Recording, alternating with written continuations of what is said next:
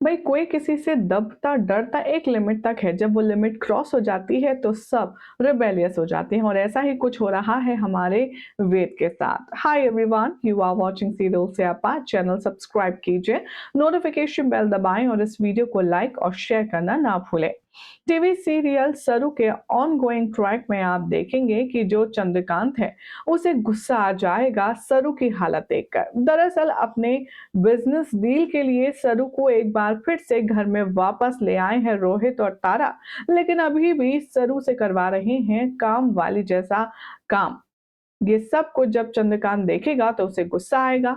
वो कहेगा, तारा से एक शर्त रखेगा और कहेगा, आपने सरू को अपने मतलब से बुला तो लिया है, लेकिन जब अब सरू घर लौट आई है तो आप उसे हमेशा के लिए यहाँ रहने दीजिए। ये बात सुनते ही तारा आग बबूला हो जाएगी और सबके सामने सरू की बेइज्जती करने लगेगी, उसे जलील करने लगेगी।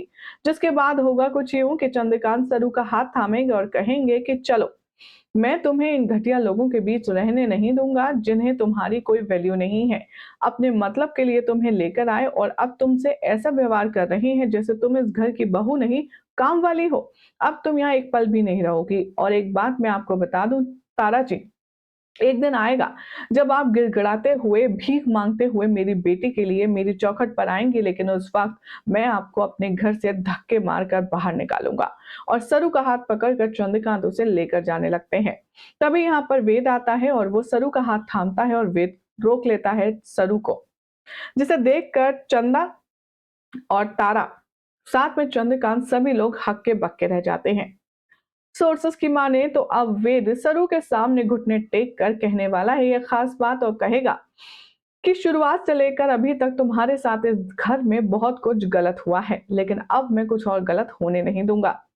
सरू, मैं तुमसे प्यार करता हूँ, मैं तुमसे शादी करना चाहता हूँ, क्या तुम एक बार फिर से मेरी हमसफर बनोगी? ये सुनकर के तारा गुस्से में आती है, कहती है कि वेद, ये तुम क्या कर रहे हो, क्या कह रहे हो, दिमाग खराब है तुम्हारा? तभी वेद कहता है कि बस अब बहुत हुआ माँ, मैं सरू को अपने से जुदा नहीं रख सकता।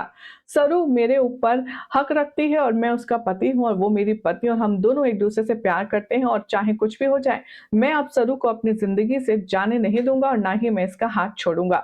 अब सरू इतनी ज्यादा इमोशनली हो जाती है वीक कि चंद्रकांत भी उसका हाथ छोड़ देता है और सरू पर सारा फैसला छोड़ देता है कि हाँ बोले तो हाँ, ना बोले तो उसके साथ जाने के लिए वो तैयार है।